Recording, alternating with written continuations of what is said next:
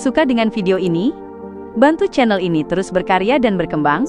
Klik tombol subscribe, supaya kamu tidak ketinggalan video terbaru. Juga jangan lupa tinggalkan like dan komen kamu di bawah ya.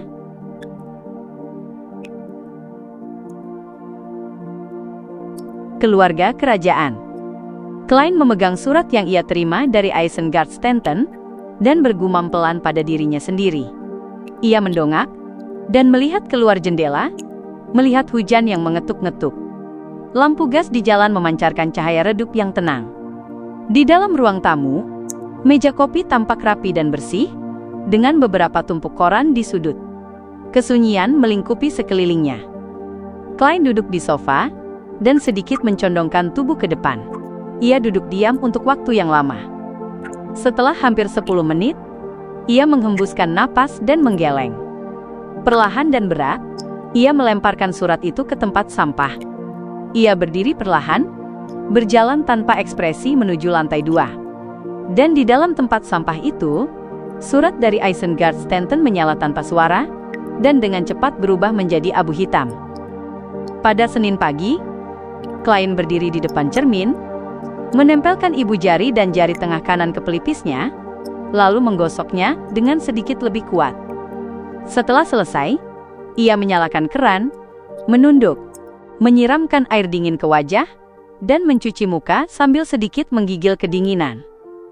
Setelah merapikan diri, ia menggantung handuk, turun ke lantai 1, dan membuat telur goreng satu sisi tingkat kematangan penuh, dengan roti panggang bermentega.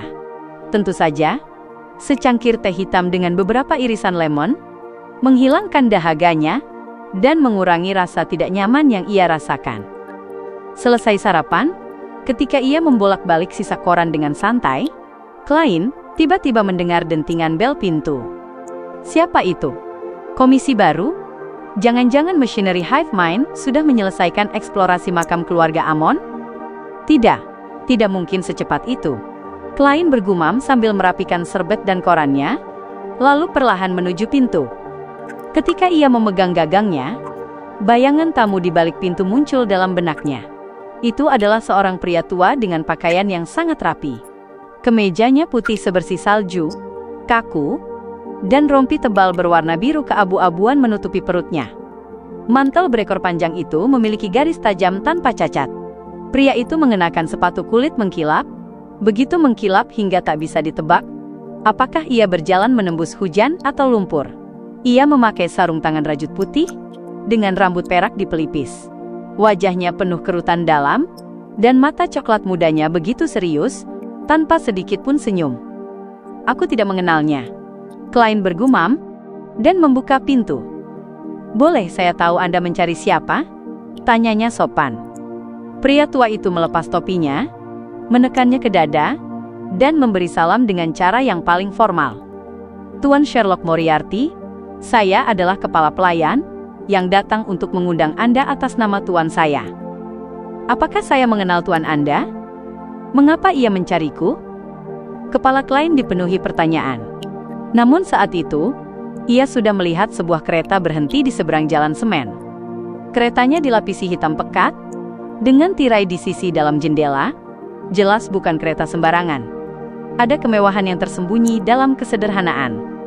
Klein memperhatikan seksama, dan tiba-tiba melihat sebuah lambang pada bagian mencolok kereta. Bagian utama lambang itu adalah sebuah pedang tegak mengarah ke bawah, dengan mahkota merah pada pegangannya.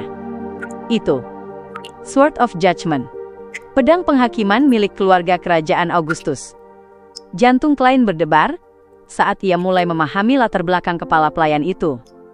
Mungkin ia beyonder yang cukup kuat. Klein menebak. Kepala pelayan yang profesional dan kaku itu tak memperhatikan tatapannya. Ia menampilkan senyum sopan, dan berkata, "Anda memang belum pernah bertemu tuan saya, tetapi dalam arti tertentu, Anda mengenalnya. Anda telah memberinya petunjuk mengenai organisasi, yang dilambangkan oleh kartu tarot, dan beliau telah membayar semua dana yang Anda butuhkan. Seperti dugaan, ini pasti tokoh penting yang disebut Talim. Aku sudah menggunakan informasi palsu untuk mendapat dana, bahkan semua nota penggantian yang diminta Pak Tua Kohler, juga kukirimkan padanya. Sekarang aku tidak bisa menolak undangannya, apalagi setelah Talim mati. Klein merenung 2 detik, dan berkata, "Apakah Tuan Anda mencariku karena kematian Talim?" "Betul. Talim adalah temannya. Ia sedih dan bingung dengan kematian itu, dan ia mendengar bahwa Anda berada di tempat kejadian." Jelas kepala pelayan itu dengan artikulasi jelas. "Tidak, aku tidak." Klein refleks ingin menyangkalnya, tetapi akhirnya ia hanya bisa mengangguk. "Ya, aku melihat Talim mati di hadapanku. Itu sungguh menyedihkan dan disesalkan," kata kepala pelayan itu dengan tulus. "Apakah Anda bersedia menerima undangan tuan saya? Apa aku punya alasan untuk menolak? Itu hanya akan membuatku terlihat mencurigakan. Bisa-bisa aku dibunuh saat itu juga olehmu." Klein menatapnya dan berkata, "Aku kebetulan tidak ada rencana apapun pagi ini." "Kalau begitu Tuan Moriarty, silahkan." Kepala pelayan itu sedikit membungkuk, mengulurkan tangan kanan yang bersarung putih, dan menunjuk ke arah kereta di seberang jalan semen. "Syih, aku sudah berusaha menghindari tokoh-tokoh penting. Pada akhirnya, setelah kematian Talim, aku tetap harus berhadapan dengan orang di belakangnya. Aku harus berhati-hati, pasti akan ada pemeriksaan latar belakang lebih dalam. Aku harus bersiap meninggalkan identitasku kapan saja. Dan aku harus mendapatkan karakteristik Human Skin Shadow, serta rambut Deep Sea Dragon, untuk maju ke Faceless secepatnya. Dengan begitu, kemampuanku menghadapi resiko akan meningkat 2 kali lipat." Ketika Klein mengenakan mantel dan topinya, lalu berjalan menuju kereta dengan lambang kerajaan, ia sudah memikirkan berbagai kemungkinan perkembangan berikutnya. Saat itu, pelayan yang dibawa kepala pelayan tua membuka pintu untuknya. Melangkah di atas karpet coklat tebal, Klein melihat lemari kayu berisi anggur merah, anggur putih, sampanye, lanti, dan black ren, lengkap dengan gelas kristal. Klein merasa agak kaku saat duduk di dekat jendela. Lanti adalah minuman keras, hasil distilasi kuat dari malt murni. Ada banyak jenis, seperti lanti proof yang disukai para pelaut. Botol-botol yang dipajang jelas berkualitas tinggi. Adapun black ren adalah minuman keras, hasil campuran biji-bijian fermentasi lain, sama seperti lanti, keduanya khas Loen. Saat kereta melaju melewati jalanan basah, Klein bertanya sekilas, "Kita menuju Empress Borough?" "Tidak. Tuan saya menunggu Anda di Retros Manor di pinggiran Empress Borough." Kepala pelayan tua itu tidak menyembunyikan apapun. Sepertinya ini manor milik keluarga kerajaan. Klein berpikir sejenak, lalu bertanya sambil tersenyum, "Bolehkah Anda memberitahu identitas tuan Anda sekarang?" Punggung kepala pelayan, yang sudah tegak, semakin tegak ketika ia mengangkat dagunya. Ia adalah keturunan dari sang pendiri dan pelindung. Ia adalah cucu dari sang pemegang kekuasaan, putra kelima yang mulia, Earl of Hastings, yang mulia Pangeran Edesak Augustus. Jadi ini pangeran ketiga, atau pangeran kedua termuda. Harusnya sekitar 21 atau 22 tahun. Klein mengingat apa yang pernah ia lihat dalam artikel surat kabar di Klub Quelak. Kereta melewati jalan demi jalan, dari danau buatan menuju barat laut. Setelah lebih dari 1 jam, mereka akhirnya tiba di sebuah manor yang sangat luas. Di gerbang manor, Klein diperiksa oleh 2 prajurit berseragam merah dan celana putih. Ia tidak menyembunyikan keberadaan sarung pistol dan revolvernya. Ia yakin bahwa orang-orang di sekitar Pangeran Edesak pasti bisa mengetahui bahwa ia membawa senjata, dan menipu mereka dengan ilusi hanya akan memperburuk keadaan. Lagi pula, Pangeran tahu aku detektif swasta, jadi mereka tidak akan menyeret tamu ke kantor polisi hanya karena memiliki senjata ilegal. Klein memperhatikan seorang prajurit mengambil sarung pistol dan revolvernya, lalu memberitahu bahwa ia bisa mengambilnya kembali saat pulang. Setelah 2 pemeriksaan lagi, Klein mengikuti kepala pelayan, memutari bangunan utama, dan tiba di area luas dengan perbukitan dan aliran air. Satu-satunya kekurangan tempat ini adalah vegetasi yang telah lama mati di musim dingin, menyisakan hanya keputusasaan tandus. Tap, tap, tap. Beberapa kuda berlari dari kejauhan dan berhenti di depan mereka. Seorang pemuda dengan celana putih, sepatu bot hitam berhak tinggi, kemeja pas badan, dan tunik penunggang berwarna gelap, melompat turun dengan lincah dan berjalan mendekat. Yang lain mengikuti dari belakang. Ia melepas helmnya dan tersenyum pada Klein. "Aku akhirnya bisa bertemu denganmu, Detektif Moriarty." Melihat itu, mata Klein berbinar. Bukan karena ketampanannya, tetapi karena ia sangat mirip Henry Augustus, yang wajahnya tercetak di uang 5 pound. Edesak Augustus juga memiliki wajah bulat dan sepasang mata sipit, tetapi ia sama sekali tidak terlihat serius. Sebaliknya, ia selalu tersenyum, tampak muda dan bersemangat. "Aku tidak tahu bahwa Anda, Yang Mulia, adalah orang yang memberikan tugas itu." Klein membungkuk. Sambil memegang cambuk kuda, Edesak menimbang-nimbangnya di telapak tangan dan terkekeh. "Aku dengar kau memainkan peran penting dalam kasus pembunuh berantai dan Desire Apostle. Rekomendasi Talim memang bagus." "Syih, siapa sangka beberapa hari setelah aku balapan kuda dengannya, ia kembali ke kerajaan Lord of Storm. Sejak berdirinya kerajaan, keluarga Augustus selalu mempercayai Lord of the Storms." Tanpa menunggu Klein menjawab, ia melanjutkan dengan ekspresi berat, "Penyelidikan atas kematian Talim tidak melalui aku, Tuan Moriarty. Aku ingin kau membantuku menemukan kebenaran." Kesimpulan yang diberikan keluarga kerajaan lainnya, "Dua kakakmu?" Tingkat pertikaian mendadak seperti ini bukan sesuatu yang bisa kutangani. Dan gaya bicaramu, Yang Mulia, benar-benar langsung. Klein menghela napas. "Aku minta maaf, tapi aku tetap akan mengatakan bahwa Talim meninggal karena penyakit jantung mendadak." "Begitukah? Ada kabar dari Mandated Punishers bahwa seorang detektif bernama Sherlock Moriarty telah bersaksi bahwa Talim menunjukkan tanda-tanda terkena kutukan." Pangeran Edesak terkekeh. Klein hanya bisa tersenyum masam. "Yang Mulia, Anda pasti tahu prinsip yang kupegang. Aku masih ingin hidup 50 tahun lagi." "Bukankah Talim temanmu?" tanya Pangeran Edesak.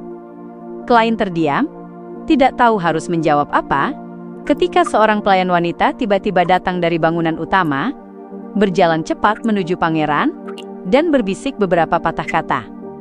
Ekspresi Edesak mengeras. "Katakan padanya dia tidak boleh keluar." Setelah berkata demikian, ia melangkah 2 langkah ke depan. Ekspresinya yang serius melunak, dan kelembutan bercampur keputusasaan tampak di mata birunya. "Tapi aku akan mengizinkannya keluar dari kamar dan berjalan-jalan bebas di dalam manor." Adegan di depan mata Klein mengingatkannya pada kisah roman yang pernah diceritakan Talim Dumont kepadanya. Temannya yang bangsawan jatuh cinta pada seorang perempuan kalangan biasa dan bersikeras ingin menikahinya. Namun, sebagai seseorang dari lingkaran tertinggi aristokrasi, pernikahan itu benar-benar dilarang. Talim dibuat pusing oleh masalah itu, bahkan sempat mempertimbangkan untuk menyewa pembunuh bayaran, tetapi pada akhirnya ia berhasil membujuk perempuan itu agar pergi meninggalkan temannya atas kemauannya sendiri. Karakter utama cerita itu, mungkinkah Edesak Augustus? Situasinya sangat cocok dari segala sisi. Sebagai seorang pangeran, menikahi perempuan kalangan biasa nyaris setara dengan pengkhianatan pada era ini. Sejak berdirinya Loen, pasangan keturunan langsung keluarga Augustus hanya boleh seorang bangsawati. Dari apa yang baru kudengar, Edesak membawa pulang perempuan kalangan biasa itu, dan bahkan menghukumnya dengan mengurungnya. Cinta sejati. Dalam sekejap, terbentuklah di benakku kisah tentang Pangeran Tiran dan bunga putih rapuh yang malang. Ia menatap ke kejauhan, menikmati pemandangan musim dingin. Itu tidak seperti yang terlihat. Saat musim semi datang dan rumput tumbuh, kau akan melihat lapangan golf dengan kualitas tertinggi. Pangeran Edesak memberhentikan pelayan, mengangkat cambuknya, dan menunjuk ke sekeliling. "Golf?" tanya Klein, meski ia sudah tahu jawabannya. Pangeran Edesak memberi isyarat agar para pengawal dan pelayannya menjauh, menyisakan kepala pelayan tua, dan Klein berjalan di sampingnya. Ia berjalan santai di padang gersang itu, terkekeh, lalu berkata, "Benar, golf. Ini olahraga yang benar-benar aristokrat. Bahkan para pemilik sebagian besar majalah dan surat kabar sulit ikut terlibat. Meski aku tak menyukai Roselle, aku harus mengakui bahwa ide-ide fantastisnya telah memberi kita dunia yang penuh hiburan. Jika kau bisa menemukan kebenaran di balik kematian Talim, tempat ini akan selalu terbuka untukmu." Memang Roselle. Klein menghela napas ringan. Melihat Klein tak merespons, Pangeran Edesak kembali mengeluh lirih. Banyak hal yang patut dipelajari dari Roselle dalam segala hal, tetapi sikapnya terhadap perasaan membuatku muak. Tentu saja, itu sifat umum sebagian besar aristokrat intis, dan juga sumber obsesi mereka terhadap kemewahan dan kebejatan. Menatap aliran sungai kecil di depan, Edesak berkata dengan nada matang, yang melampaui usianya, 99% manusia bukanlah jenius seperti Roselle. Untuk sukses dan membangun kejayaan, seseorang harus terlebih dahulu memahami apa yang benar-benar diinginkannya, dan demi itu, ia harus mau membayar harga, serta tidak boleh menoleh ke belakang. Nada suaranya melambat. Ia tertawa pada dirinya sendiri. Sebelum tahun ini, aku selalu mengira aku sangat menyukai Putri Earl Hall. Ia memiliki paras sempurna, sikap elegan, kekayaan berlimpah, keluarga terhormat, serta ayah yang sangat berkuasa. Tak ada satupun pangeran yang bisa mengkritiknya. Tapi sekarang aku mengerti bahwa yang benar-benar menarik bagiku adalah sesuatu yang bahkan kudambakan dalam mimpi. Temperamen unik dan jiwa mendalam yang lahir dari pengalaman. Bukan maksudku mengatakan bahwa Nona Hall kurang berkarakter. Hanya saja, itu bukan yang kuinginkan, bukan yang kukagumi, bukan yang kusukai. Yang mulia, nada bicara, sikap, dan ekspresimu sekarang hampir sama persis dengan Talim sebelum ia mati. Jangan mati mendadak di depanku. Bahkan, kalau aku menceburkan diri ke Sungai Tusok, aku tak mungkin bisa membuktikan bahwa aku tidak bersalah. Lagi pula, mendengar hal-hal seperti ini membuatku makin mudah untuk dibungkam. Kau mau mengikatku pada keretamu? Klein tiba-tiba merasa takut tanpa alasan yang jelas. Ia berdehem, lalu dengan sadar mengganti topik. Yang mulia, dengan status dan kedudukan Anda tentu tidak kekurangan bawahan. Banyak orang bersedia menyelidiki kematian Talim demi Anda, jadi mengapa Anda memerlukan saya? Edesak menggeleng sambil terkekeh. Sebagai pangeran, aku memiliki kekuasaan sebesar kebebasan yang kumiliki, yang sangat sedikit. Ada banyak hal yang tak bisa kuperintahkan pada orang-orang di sekelilingku, karena terlalu banyak mata yang mengawasi. Kau detektif hebat, cerdas, dan punya hubungan baik dengan Talim. Kau juga berada di tempat kejadian. Menurutku tak ada yang lebih cocok darimu. Jangan khawatir. Jika memang ada masalah, aku bisa menjamin keselamatanmu. Janji seperti itu sama saja dengan tisu toilet di kamar mandi.